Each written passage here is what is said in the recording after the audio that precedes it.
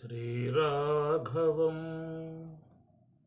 దశరథాత్మజమప్రమేయం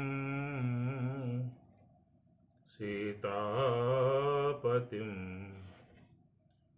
రఘుకులాన్వయరత్నదీపం ఆజానుబాహుం అరవిందదలాయతాక్షం రామం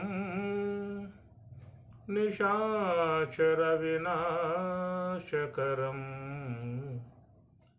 నమామి నమామి.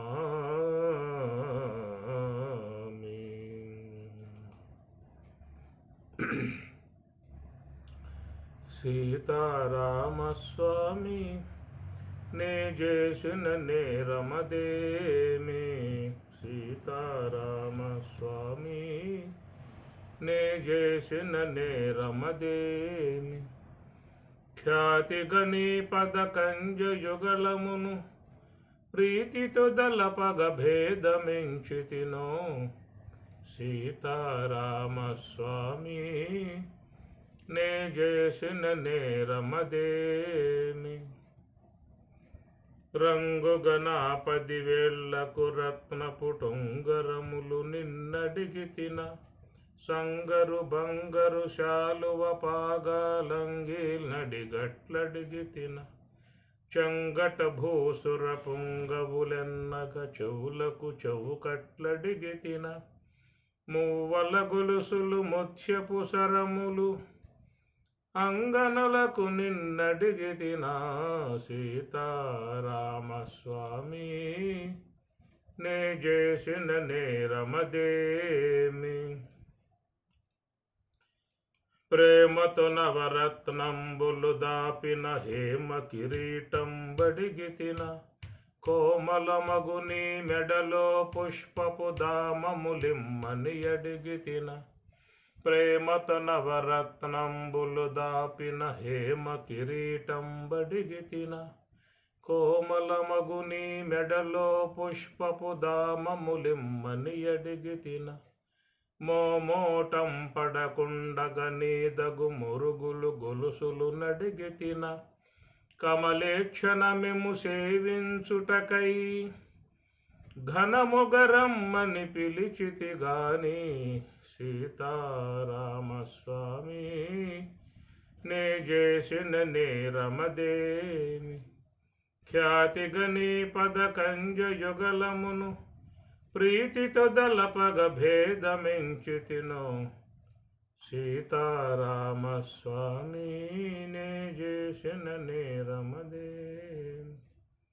సీతారామస్వామి నే చేసిన నేరమదేమి.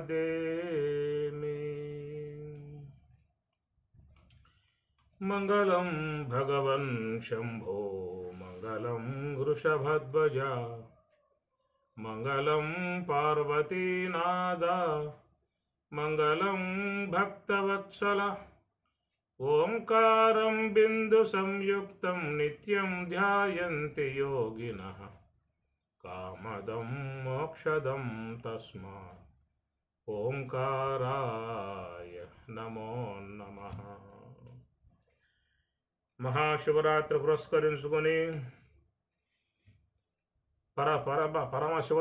పరశివతత్వాన్ని గురించి అధ్యయనం చేస్తున్నటువంటి పరమశివుడు, పరశివతత్వం, పారమార్థిక అంశాలను అధ్యయనం చేస్తూ ఉన్నాము. ఓం నమః శివాయ ఆరక్షరములతో ఆరంభమాయనే ఉయ్యాల. రక్షకుడు చిన్మయుడు తొట్టి లోపల తాను ఊగుచూనున్నాడే ఉయ్యాల, ఊగుచూనున్నాడే ఉయ్యాల. ఓం నమః శివాయ ఆరక్షరములతో ఆరంభమాయనే ఉయ్యాల. అండపిండము రెండు ఆ తట్టు ఈ తట్టు దిండ్లుగా వించెనే ఉయ్యాల. రెయ్యి పవలు రెండు స్తంభములుగా వించి బయలు దూలము చేసే ఉయ్యాల, బయలు దూలము చేసే ఉయ్యాల. ఓం నమ శివాయ ఆరక్షరములతో ఆరంభమాయనే ఉయ్యాల. మహాదేవుడు దేవాదిదేవుడు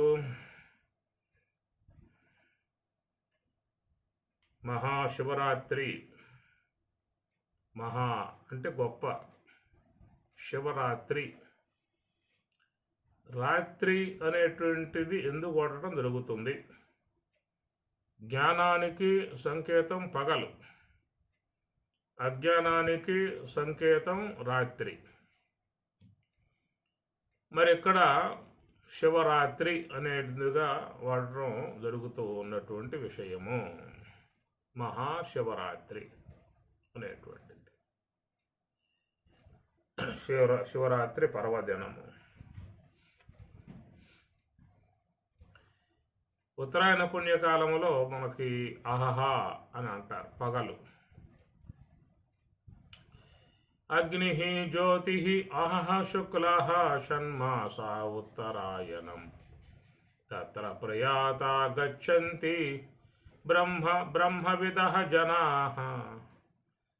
అగ్ని జ్యోతి అహహ అన్నారు. అహహ అంటే పగలు, ఉత్తరాయణ పుణ్యకాలం, మోక్షకారకమైనటువంటి యొక్క ఉత్తరాయణ పుణ్యకాలాన్ని అహహ అని పగలతో పోల్చారు. దక్షిణాయన భాగాన్ని రాత్రితో పోలుస్తారు. కృష్ణ ధూమో రాత్రి తదా కృష్ణ షణ్మాసా దక్షిణాయనం. ధూమ రాత్రి తదా కృష్ణ. కనుక రాత్రి అనేటువంటి దాన్నేమో దక్షిణాయన భాగములో చేర్చారు.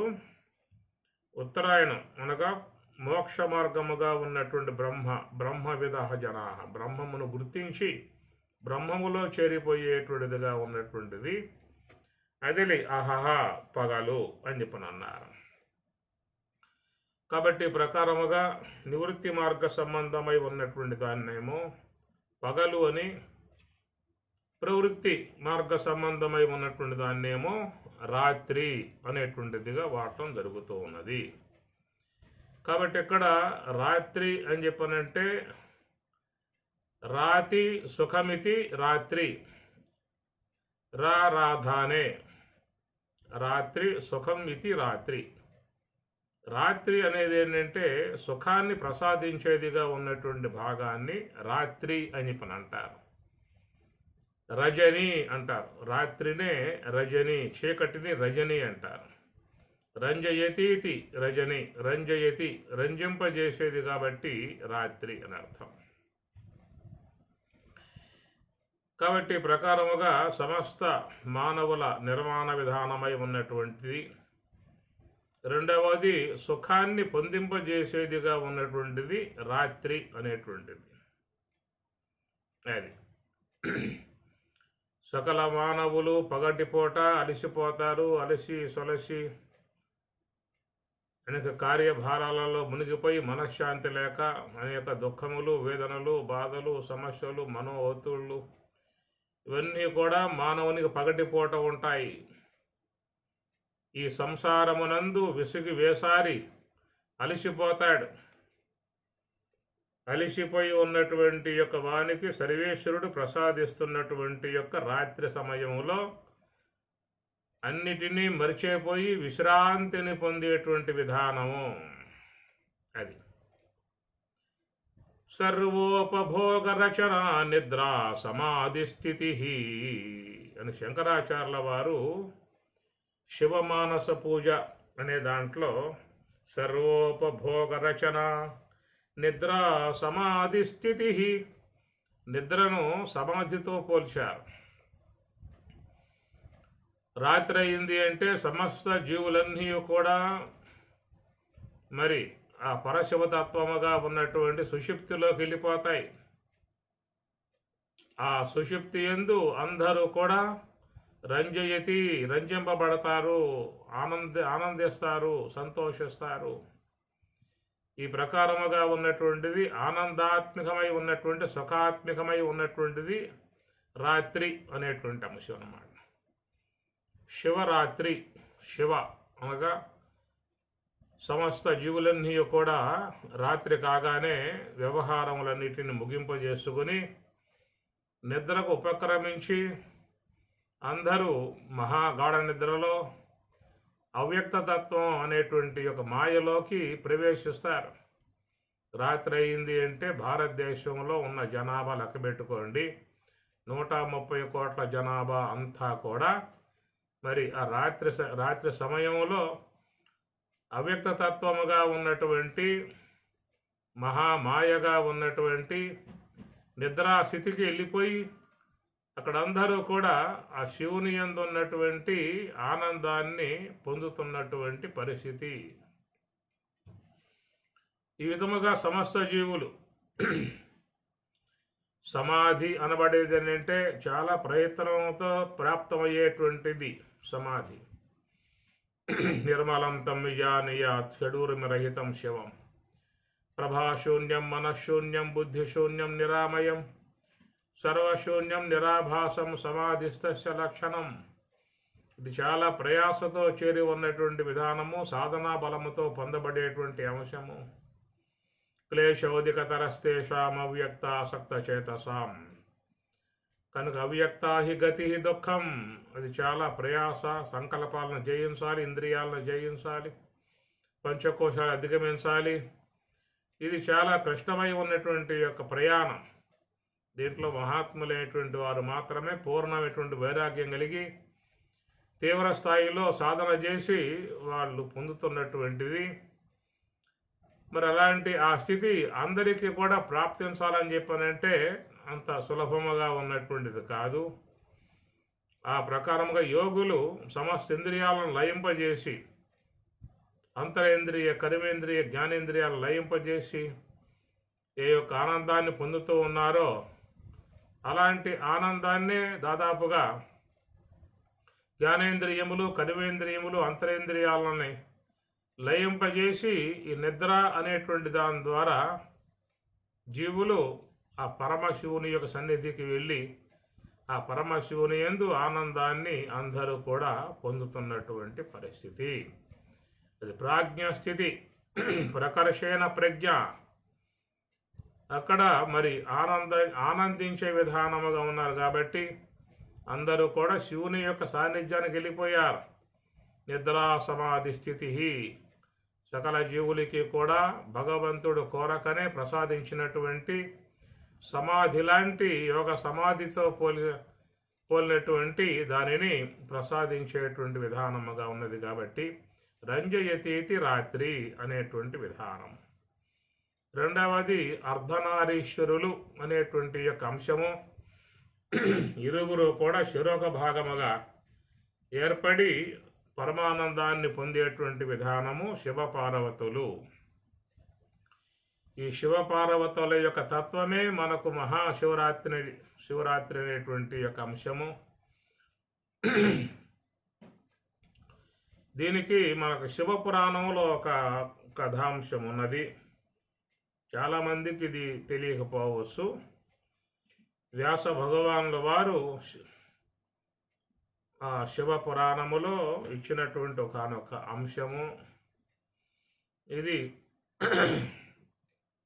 పూర్వగాథల హరి అనే గ్రంథంలో దాంట్లో కూడా మీరు చూడవచ్చు. శివరాత్రి అంశాన్ని గురించి అక్కడ చెప్పుకొస్తూ దారుకా వనము అనేటువంటి ఒక మునిపల్లె.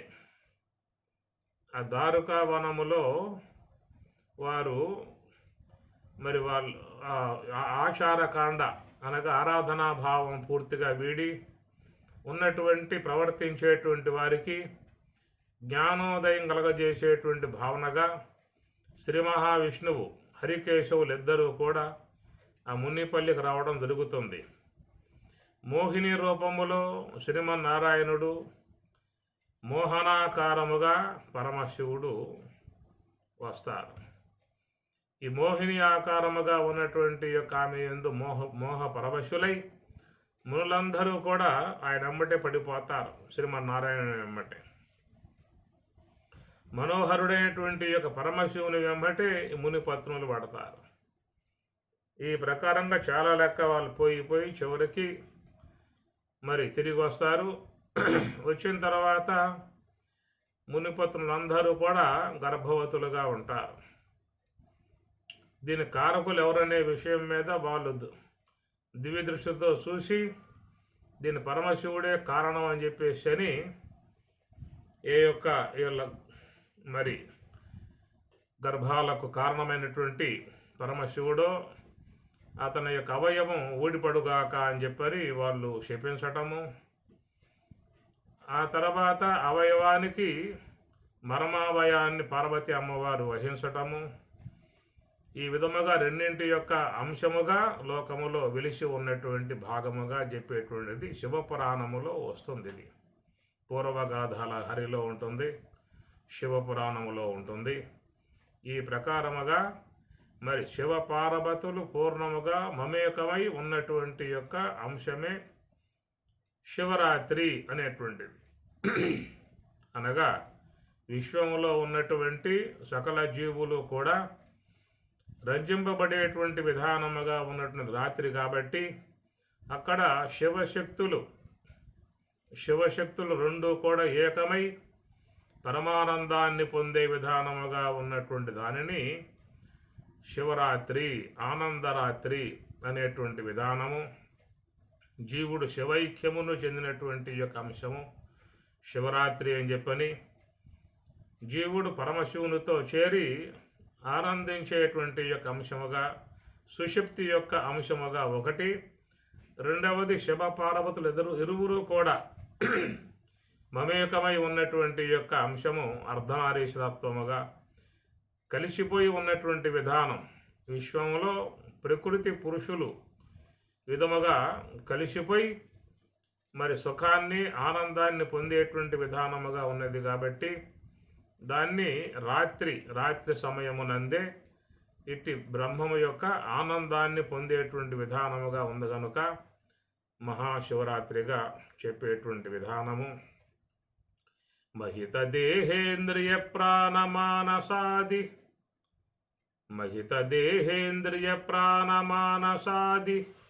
దృశ్యరూపిణియు జడాత్మికయు త్రిగుణ కలితయు అనాదియు మహావికారిణియగు ప్రకృతి జగును సకారంబు పరమ పురుష.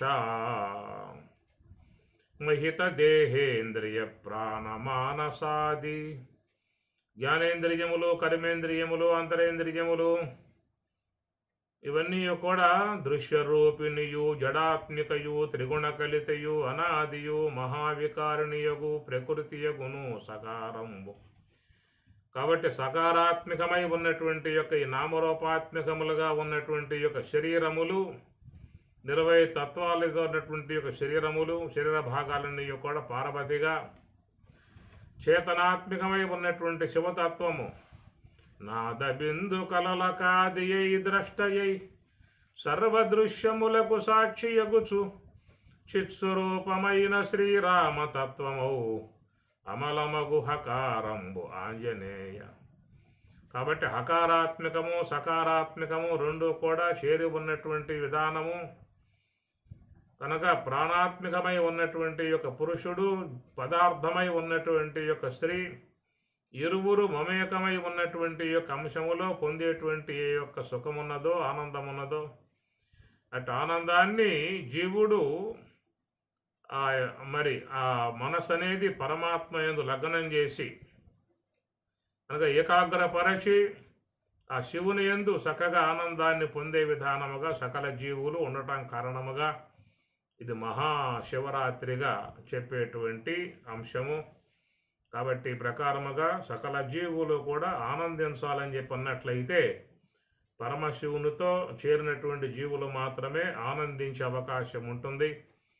అట్టి ఆనందాలకు నిలయమై ఉన్నటువంటిది రాత్రి కాబట్టి ఇక్కడ ప్రకృతి పురుషులు మమేకమై ఉన్నటువంటి యొక్క అంశం కనుక అలాంటి యొక్క విధానములో మరి శివుని యందు జీవుడు చేరి ఆనందించే విధానముగా ఉండటం కారణముగా అది నిద్రా సంబంధమై ఉన్నటువంటి ఆ సుఖము కానీ ప్రకృతి పురుషుల యొక్క కలియిక ద్వారా కలిగేటువంటి ఆనందము కానీ ఇది రాత్రి అనేటువంటి దాని యందు మాత్రమే ఆనందించే విధానముగా ఉన్నటువంటిది కనుక ఆనందాన్ని జీవుడు పొందాలి అని చెప్పన్నట్లయితే పరమశివుని చేరినటువంటి వాళ్ళు మాత్రమే ఆ ఆనందాన్ని పొందేటువంటి విధానముగా ఉంటుంది.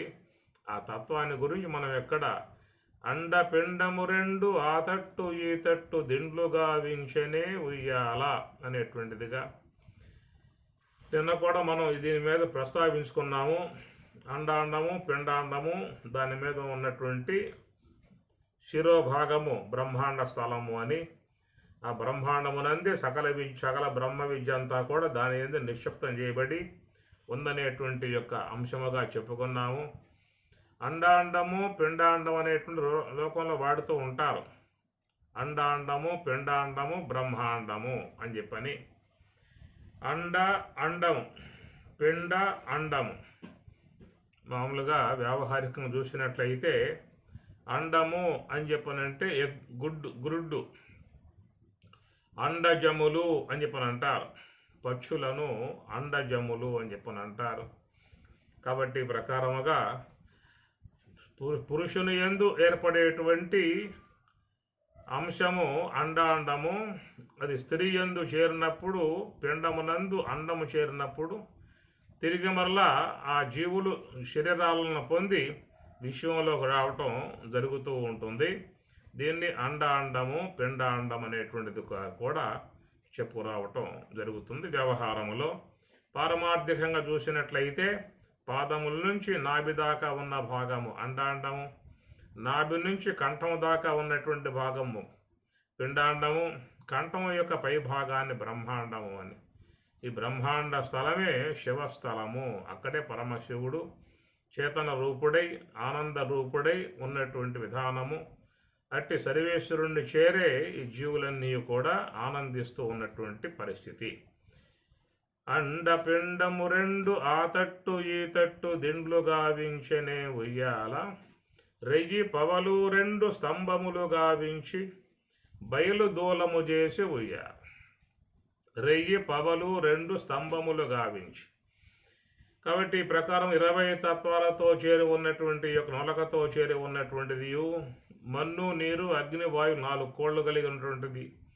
ఇలాగా ఉన్నటువంటి 20 తత్వాలుగా ఉన్నటువంటి శరీరములో సర్వేశ్వరుడు నివాసముగా ఉన్నటువంటి విధానములో మరి ఈ ఉయ్యాల తొట్టి దేని ద్వారా కట్టబడిందని చెప్పనంటే రెయ్యి పవలు రెండు స్తంభములు గావించి బయలు దూలము చేసి ఉయ్యాల, ఉచ్ఛ్వాస నిశ్వాసములు రెండు త్రాళ్ళుగా త్రొట్టి నిలదీసనే ఉయ్యాల, పంచ కన్యలు గూడి పంచవేదము చదివి తొట్టిబెట్టు ఊపినే ఉయ్యాల.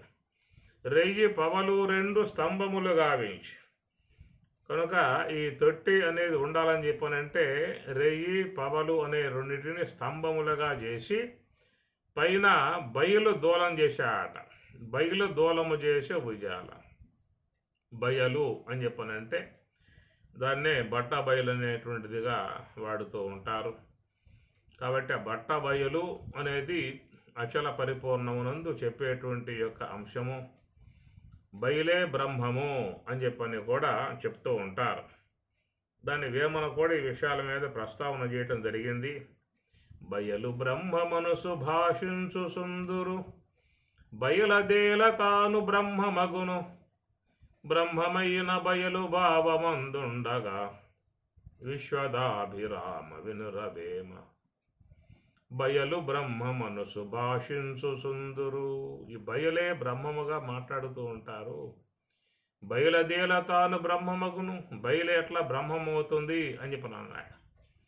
మనకు ఎదురుగా ఉన్నటువంటి ఖాళీ ప్రదేశమే, ఖాళీ భాగమే ఆకాశమే. ఇదేంటే బట్ట బయలు అని చెప్పని ఇదే బ్రహ్మము అని, ఇది పరిపూర్ణమని చెప్తూ ఉంటారు. ఇది ఎట్లా బ్రహ్మం అవుతుంది అని ప్రశ్న వేస్తూ ఉన్నాడు వేమన. బ్రహ్మమైన బయలు భావమందుండగా, బ్రహ్మమైన బయలు భావమందుండగా, ఆ బయలు నీలో ఉన్నటువంటిది అని చెప్పని అన్నాడు. నీలో ఆ బయలు ఏర్పడాలి, బయట ఉన్న బయలు కాదు. నీలో బయలు ఏర్పడగలిగితే అది బ్రహ్మము అని వేమన తన అభిప్రాయం చెబుతూ ఉన్నారు.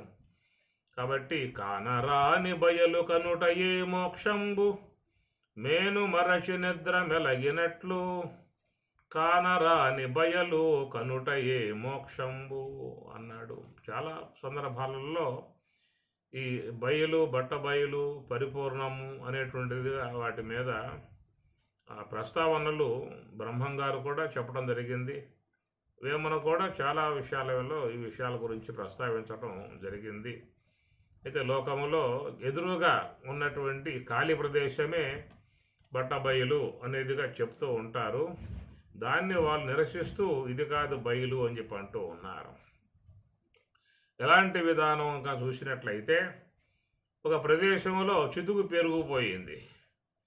ఆ చిదుగంతా కొట్టి ఖాళీ చేయమన్నారు.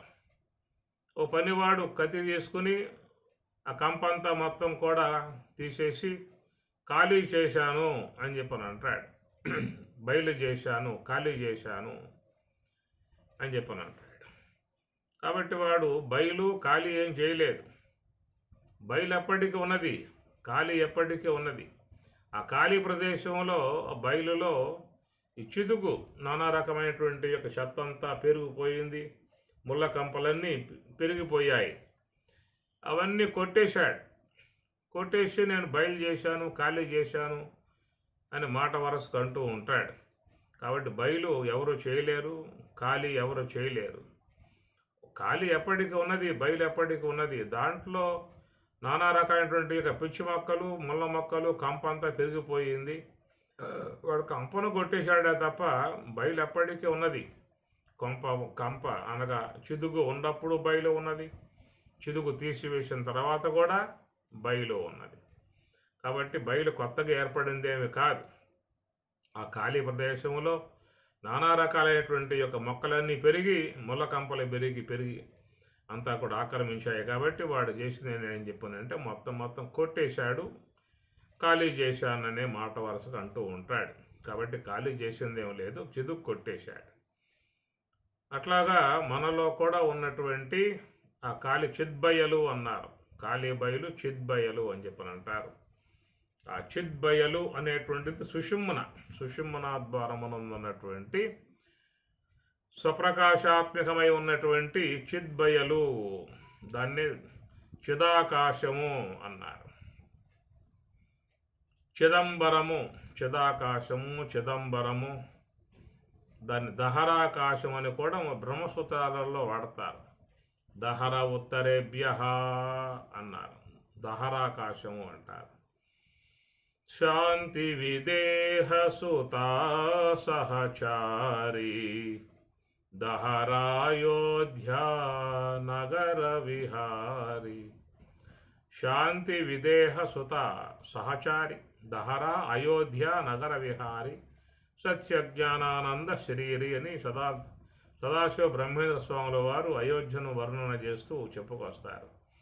దాన్ని దహరాకాశము అని అంటారు. దహర ఉత్తరేభ్య అని బ్రహ్మసూత్రం.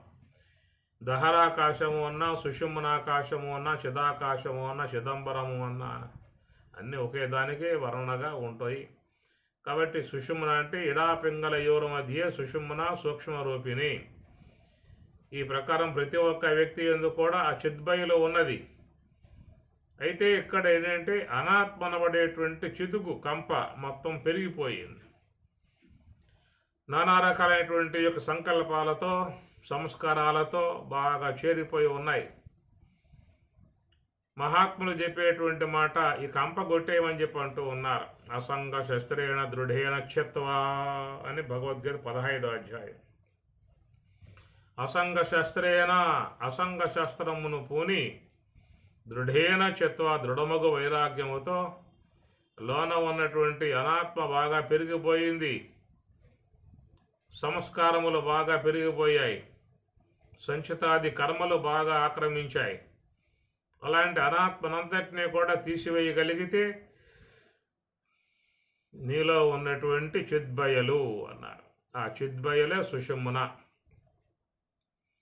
కాబట్టి ఆ సుషుమ్న అనేటువంటి దానిని ఇక్కడ దూలము అని బ్రహ్మేంద్ర స్వాములు చెబుతూ ఉన్నారు. ఏమి రెయ్యి పవలు రెండు స్తంభములు గావించి బయలు దూలము చేసి ఉయ్యాల.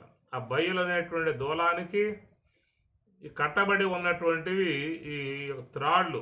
ఏమిటా త్రాళ్ళు అని చెప్పనంటే, ఉచ్ఛ్వాస నిశ్వాసములు రెండు త్రాళ్ళుగా త్రొట్టి నిలదీశనే ఉయ్యాల. ఈ ఉయ్యాల అనబడేటువంటి ఈ 20 తత్వాలతో చేరినటువంటి ఈ శరీరం అనేటువంటి తొట్టి దేనికి కట్టబడి ఉందని చెప్పనంటే ఉచ్ఛ్వాస నిశ్వాసలో కట్టబడి ఉన్నది. కనుక అందరి శరీరాలు ఈ శ్వాస అనబడే దానితో ముడి వేయబడి ఉన్నాయి. కాబట్టి ఆ శ్వాస యొక్క ఆధారముతోనే ఈ దేహములనబడి నిలబడి ఉన్నాయి. కనపడకుండా ఉన్నటువంటి శ్వాస యొక్క ఆధారమునందే కనపడేటువంటి దేహాలన్నీ కూడా ఆధారపడి ఉన్నాయి. త్రాళ్ళలా కనపడటం లేదు, ఉచ్ఛ్వాస నిశ్వాసలా కనపడటం లేదు.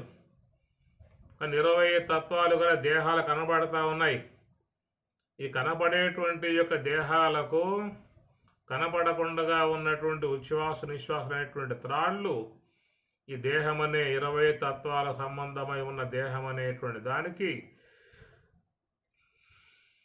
కట్టబడి ఉన్నది. ఆ ప్రకారముగా త్రాళ్ళు అనేటువంటి ఉన్నంత వరకు ఈ యొక్క దేహం అనేటువంటి ఉయ్యాల అటు ఇటు సంచారం చేస్తూ ఉంటుంది. ఈ శరీరం అనేటువంటిది సంచారానికి మూల కారణం ఏంటంటే ఉచ్ఛ్వాస నిశ్వాసలు అనేటువంటివి ఈ దేహం అనేటువంటి తొట్టికి కట్టబడి ఉన్నటువంటివి. అయితే ఈ ఉచ్ఛ్వాస నిశ్వాస అనేటువంటి త్రాళ్ళు మరి పైన కట్టాలి కదా. ఆ పై ఉన్నటువంటి ఏమిటి దూలం అని చెప్పనంటే బయలు దూలము చేసి ఉయ్యాల అన్నాడు. ఏదా బయలు? చిద్బయలు, స్వప్రకాశ బయలు. ఆ బయలే సుషుమ్న అనేటువంటి బయలు అక్కడ కట్టబడి ఉన్నది.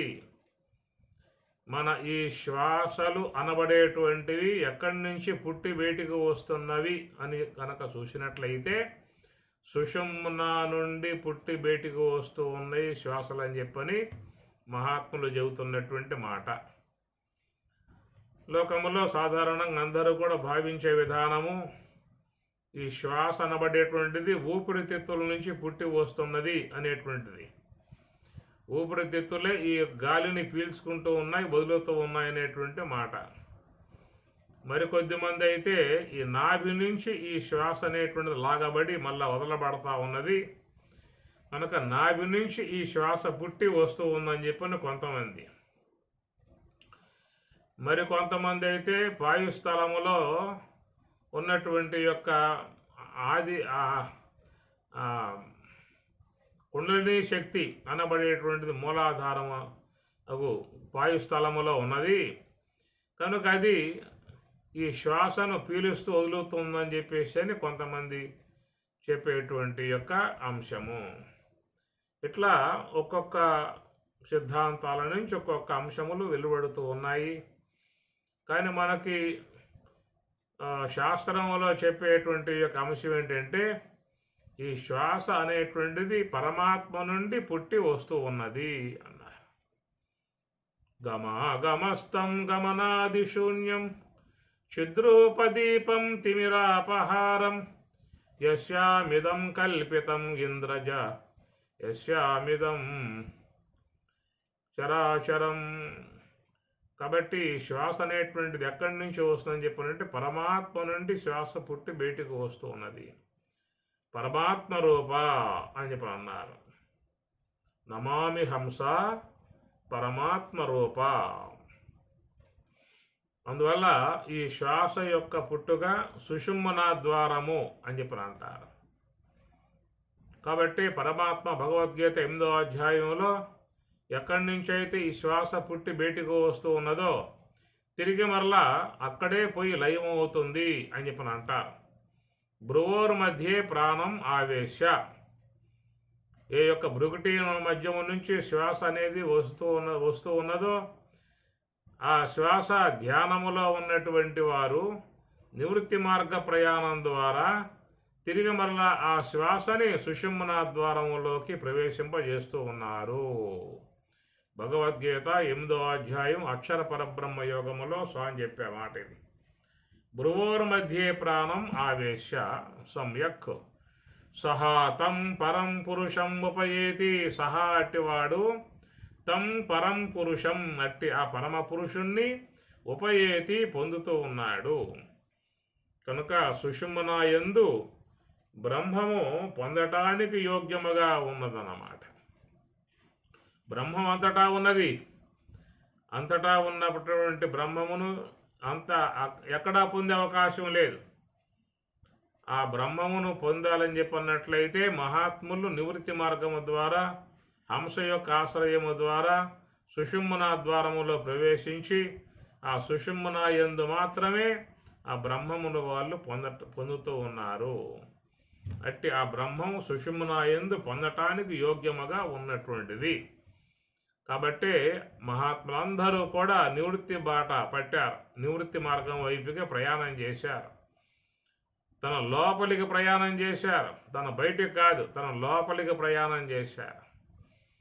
ఆ లోనికి పోవటాన్ని నివృత్తి మార్గము అన్నారు. బయటికి పోవటాన్ని ప్రవృత్తి మార్గము అన్నారు. ప్రవృత్తించ నివృత్తించ బంధం మోక్షం అని పరమాత్మ 18వ అధ్యాయంలో చెప్పారు. మోక్ష సన్యాస యోగములో ప్రవృత్తించ బయటికి పోవటం బంధం, నివృత్తించ సుషుమ్నా ద్వారము గుండగా లోనికి పోవటం మోక్షం. ప్రవృత్తించ నివృత్తించ కార్యాకార్యే భయాభయే బంధం మోక్షం శయావేత్తి బుద్ధిస్స పార్థ సాత్వికి. ఎవరి యొక్క బుద్ధి అయితే సాత్వికమును వహించి ఉంటుందో అలాంటి వారికి మాత్రమే ఈ విషయాలు గోచరిస్తాయి అని స్వామి చెప్పారు. కాబట్టి ప్రకారముగా మరి ఆ శ్వాస అనబడేటువంటిది ఎక్కడి నుంచి పుట్టి వస్తుందనేటువంటి మాటకు అది సుషుమ్నా నుండి ఆ శ్వాస అనేది పుట్టి వస్తూ ఉన్నది.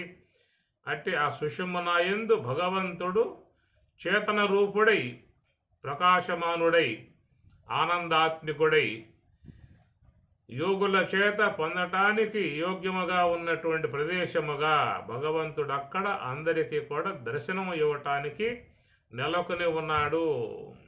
అందువల్లే మీకు భగవద్గీత 3వ అధ్యాయం కర్మయోగములో చెప్పారు. తస్మాత్ సర్వగతం బ్రహ్మ నిత్యం యజ్ఞ ప్రతిష్ఠితం అన్నారు. తస్మాత్ సర్వగతం బ్రహ్మ అంతటా వ్యాపకమై ఉన్నటువంటి యొక్క బ్రహ్మము నిత్యం ఎల్లప్పుడూ యజ్ఞమునందు ప్రతిష్ఠింపబడింది. ఏదో యజ్ఞము అంటే అంతర్యాగం. ఇను మహోరాత్రంబులు శుభాశుభములైన ద్వంద్వములు ప్రాణాపానమునకు నామాంతరంబులు దదీయ మధ్యవర్తిత నొప్పు మహనీయ వహిని ఉదానంబు దాని నిర్ద్వంద్వ భావము అంతర్యాగా విద్యా ప్రవీణులు గండ్రు పరమశాంతి అనగ బ్రహ్మమనగా. అంతర్యాగా విద్య అంతర్యాగం, దాన్ని అంతర్యజ్ఞం జ్ఞానయజ్ఞం అని చెప్పి అన్నారు.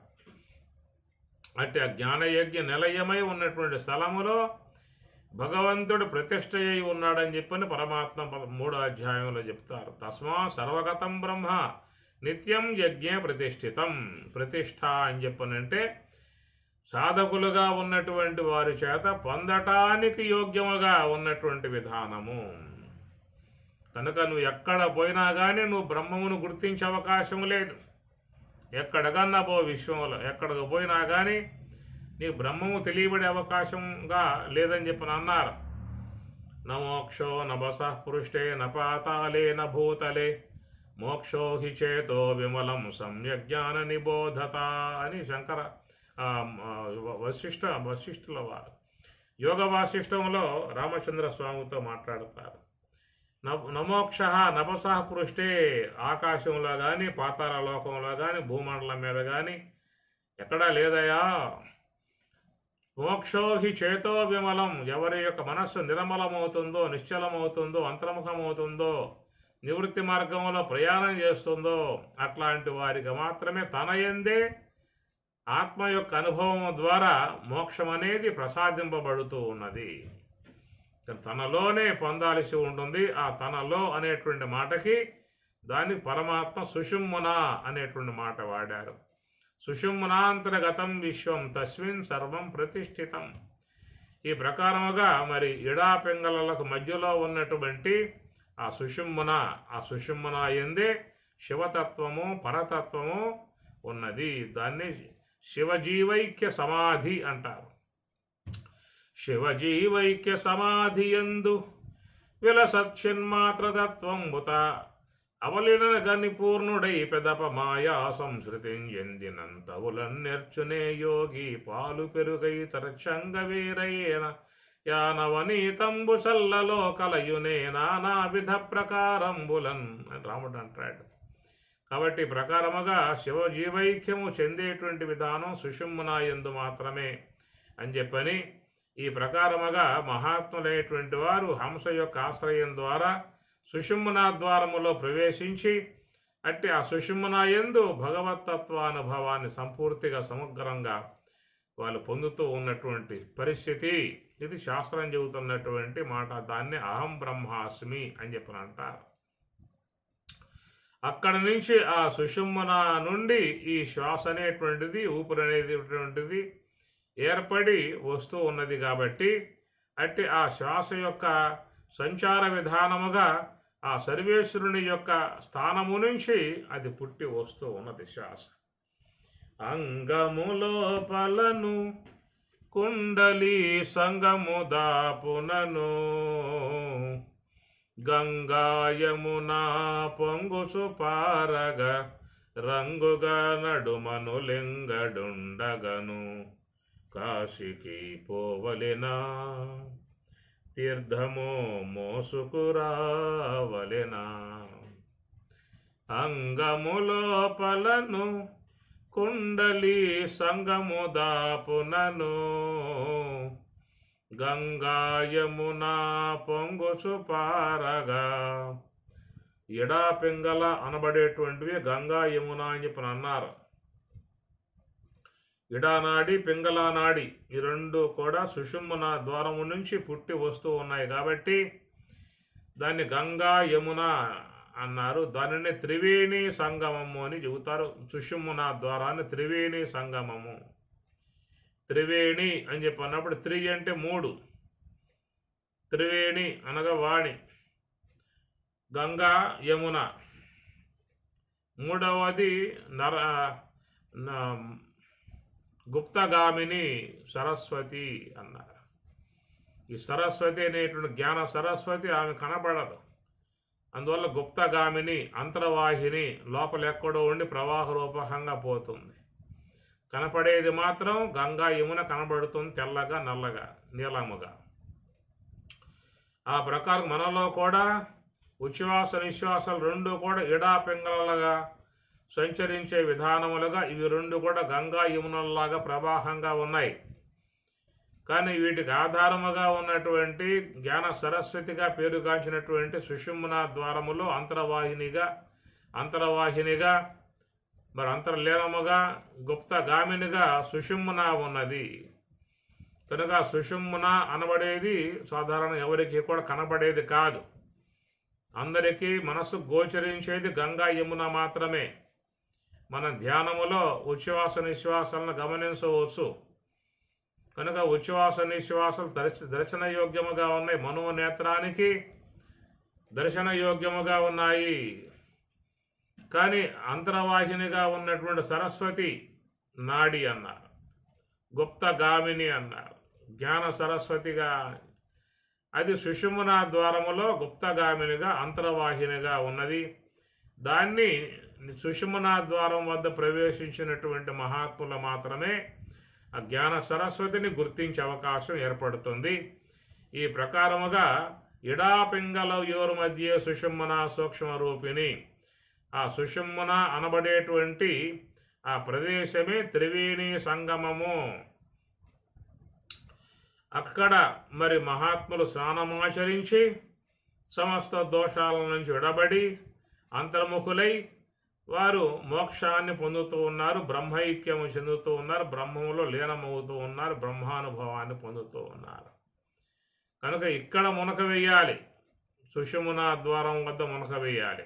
దాన్ని బ్రహ్మం గారు కూడా మరొక తత్వంలో అంగము లోపలను, అంగము అంటే దేహం, ఈ దేహము లోపల అని చెప్పిన అర్థం.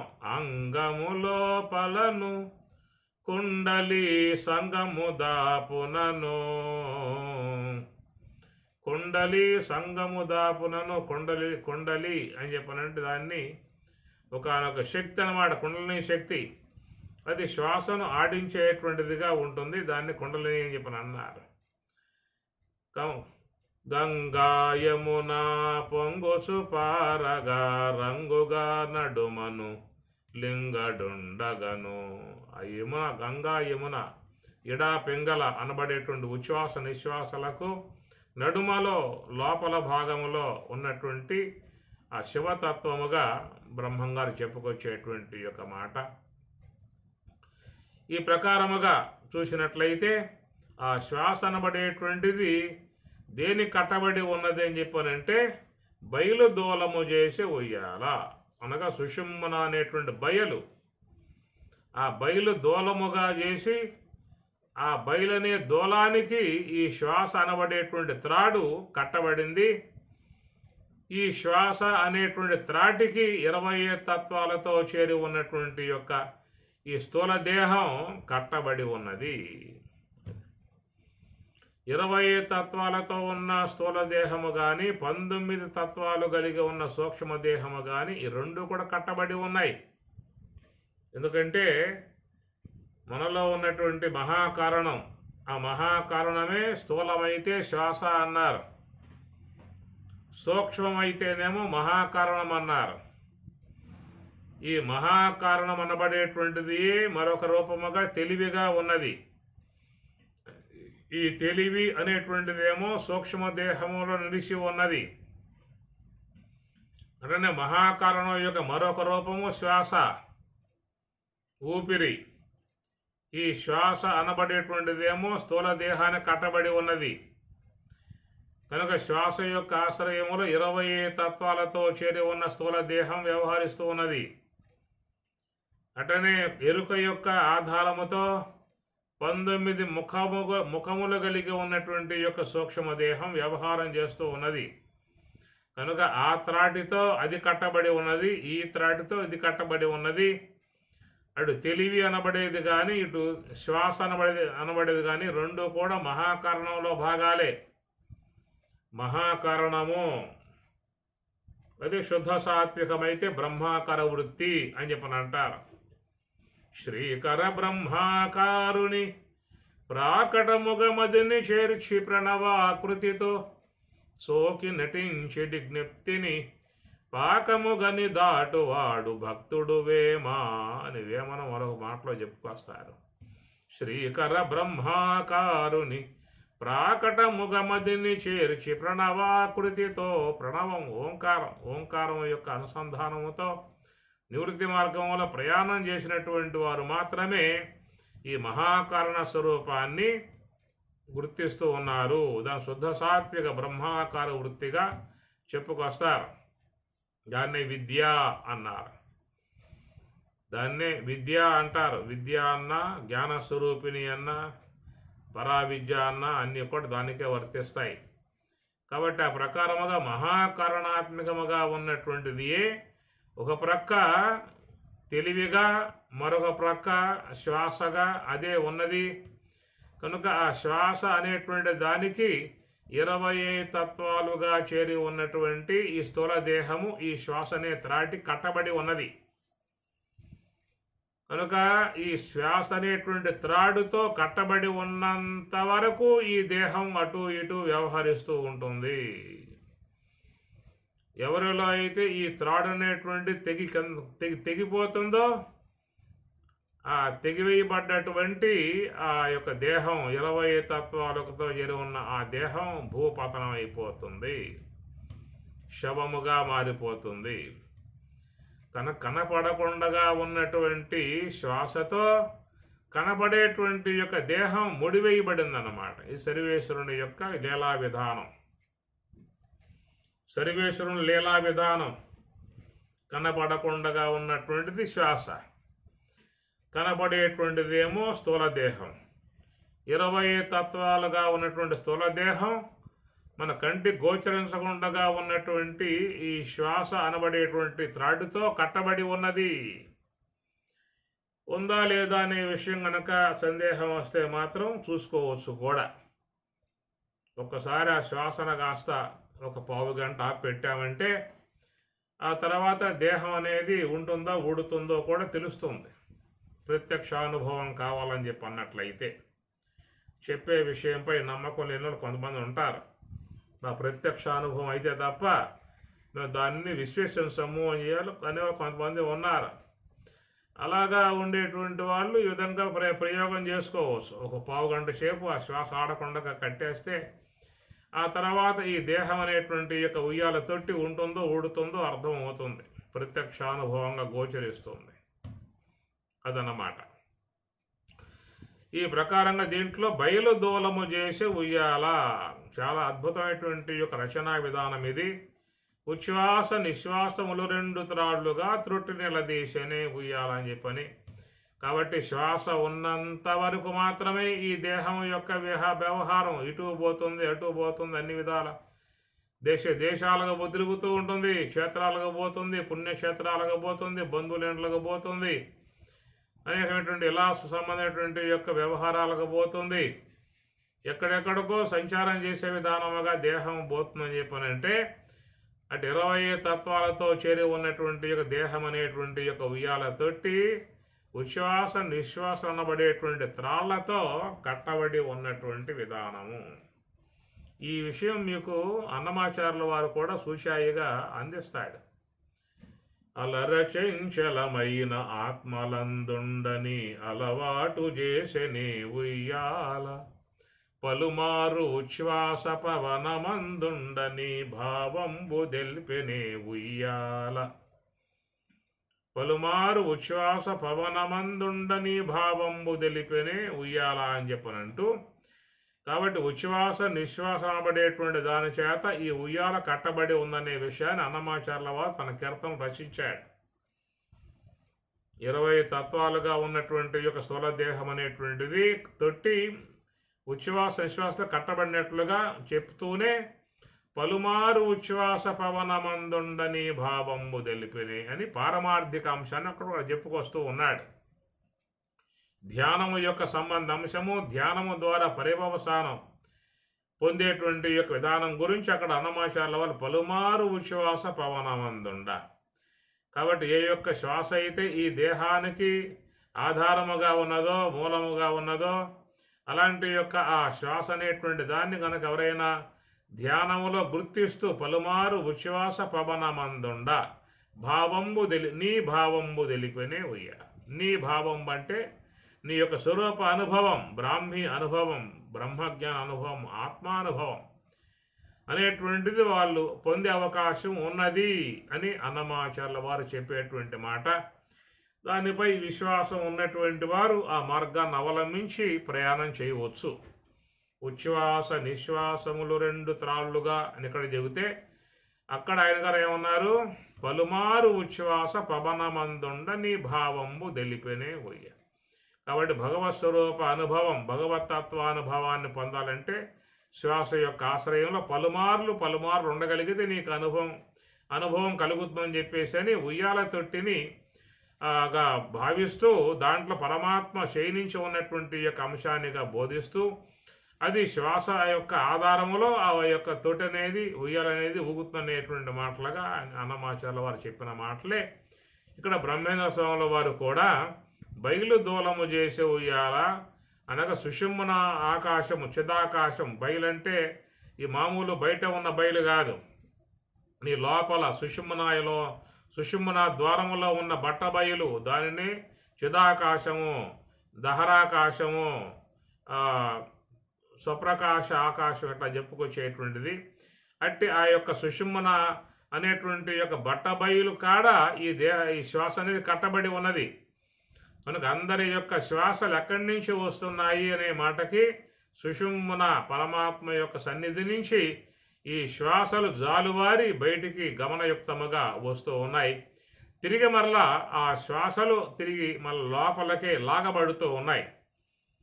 ఏ సర్వేశ్వరుని యొక్క చేతి నుంచి జాలువారి బయటికి స్థూలముగా శ్వాస వస్తూ ఉన్నదో ఆ వచ్చేటువంటి యొక్క శ్వాసను తిరిగి మరలా సర్వేశ్వరుడే లోపలి లాగుతూ ఉన్నాడు. లాగబట్టే మళ్ళా శ్వాస లోనికి పోతున్నటువంటి పరిస్థితి కనుక ఆయన నుంచి ఆ శ్వాస అట్లాగా బయటకు వస్తూ ఉన్నది. తిరిగి మరలా ఆయన ఆ శ్వాసం లోపలికి లాగుతూ ఉన్న పరిస్థితి. ఇట్లా ఉచ్ఛ్వాస నిశ్వాసలుగా ఉన్నటువంటి యొక్క దాన్ని గమనిస్తూ కనుక మీరు ఉన్నట్లయితే ఆ శ్వాసలకు ఆధారముగా ఉన్న భగవంతుణ్ణి ప్రాణపతిని మనం పొందే అవకాశం ఏర్పడుతుంది అన్నటువంటి భావన వ్యక్తం చేస్తూ పలుమారు ఉచ్ఛ్వాస పవనమందుండని భావంబు తెలిపినే. సాధారణంగా ఇంత లెక్క ఎవరో కూడా ప్రయాణం చేయరు. ఏదో రాగయుక్తముగా పాడుతూ ఉంటే ఆ పాట విని కాస్త సంతోషాన్ని పొందే విధానమే కానీ దాంట్లో ఉన్నటువంటి యొక్క భావం, దాంట్లో ఉన్న పరమార్థాన్ని గుర్తించడానికి అంతగా ఎవరు ముందుకు పోయే ప్రయత్నం చేయరు. కానీ ఉన్నటువంటి యొక్క విషయం మాత్రం ఇదే, పలుమారు ఉచ్ఛ్వాస పవనమందుండని భావంబు తెలిపినే ఉయ్యాల అంటూ ఆ ఉయ్యాల యొక్క సంబంధమై ఉన్న అంశాన్ని అన్నమాచార్యుల వారు కూడా ఈ దేహం అనబడేటువంటి యొక్క ఉయ్యాల ఇది శ్వాస అనేటువంటి త్రాడుతో కట్టబడి ఉన్నది. అట్టి ఆ శ్వాస భగవదాశ్రయములో ఉన్నది కాబట్టి భగవదాశ్రయములో ఆ శ్వాస ఉన్నది కాబట్టి నువ్వు పలుమార్లు ఈ శ్వాస వెంబడి గనక అట్లాగే ఉన్నావు అని చెప్పినాడు. చివరికి ఆ శ్వాసకు మూలమై ఉన్నటువంటి ఊపిరికి మూలమై ఉన్నటువంటి ప్రాణానికి ప్రాణపతిగా ఉన్నటువంటి భగవంతుని నువ్వు గుర్తించే అవకాశం ఏర్పడుతుందనేదిగా పలుమారు ఉచ్ఛ్వాస పవనమందుండ నీ భావంబు తెలిపినే, నీ ఉనికి తెలిపినే అనేదిగా ఉన్నది. కాబట్టి ఈ ప్రకారంగా మనం చూసినట్లయితే 20 తత్వాలతో చేరి ఉన్నటువంటి యొక్క స్థూల దేహం అనబడేటువంటి యొక్క ఆ తొట్టి ఈ శ్వాస కంటి కనపడకుండగా భావమునకు మాత్రమే ఉందనేటువంటి ఒక ఊహ కలగజేస్తూ ఉన్నటువంటి ఊహ మాత్రమే తెలియబడుతున్నటువంటి యొక్క రూపరహితమై ఉన్నటువంటి శ్వాస ఉన్నదో ఆ శ్వాస అనేటువంటి దాని చేత ఈ 20 తత్వాలుగా ఉన్నటువంటి యొక్క స్థూల దేహం కట్టబడి నడుస్తూ ఉన్నది. అయితే ఈ ప్రకారముగా ఈ స్థూల దేహం అనబడేటువంటిది ఈ శ్వాస అనేటువంటి త్రాడి కట్టబడి ఉండగా ఇది త్రాడ్ అనేది ఎక్కడ కట్టారని చెప్పనే మాటకి బయలు దూలము చేసి ఉయ్యాల. బయలు అంటే దాని చిద్బయలు అని సుషుమ్న బయలు అని ఆ సుషుమ్న బయలు నుంచి ఆ శ్వాస అనేది వస్తూ ఉంది కాబట్టి అక్కడ కట్టబడి ఉన్నది. కనుక బ్రహ్మము ఆ శ్వాసకు ఆధారముగా ఉన్నాడు. ఆ శ్వాస అనేది ఈ దేహానికి ఆధారముగా ఉన్నది అనేది ప్రధాన అంశం. ఎక్కడ అది గ్రహించాల్సిన అంశము. రెయ్యి పవలు 2 స్తంభములు గావించి బయలు దూలము చేసి ఉయ్యాల. ఉచ్ఛ్వాస నిశ్వాసములు 2 త్రాళ్లుగా త్రొట్టి నిలదీసనే ఉయ్యాల. పంచకన్యలు గూడి పంచవేదము చదివి తొట్టిబెట్టూపినే ఉయ్యాల అని చక్కటి భావాత్మకమైనటువంటి తాత్వికాత్మకమైనటువంటి అంశాన్ని మనకు బ్రహ్మం గారు బోధిస్తూ ఉన్నారు. మహాశివరాత్రి విధానం పురస్కరించుకొని మనం ఈ శివతత్వాన్ని అధ్యయనం చేస్తూ ఉన్నటువంటి విధానము. మిగతా కొన్ని చరణాలు ఇంకా రెండు ఉన్నాయి, 2-3 అవి కూడా చూద్దాం. ఓం సహనా భవతు సహనౌ భునక్తు సహ వీర్యం కరవావహై తేజస్వినావధీతమస్తు మా విద్విషావహై. ఓం శాంతి శాంతి శాంతి. హరి ఓం తత్సతు. శ్రీ గురుభ్యో నమః. హరి ఓం.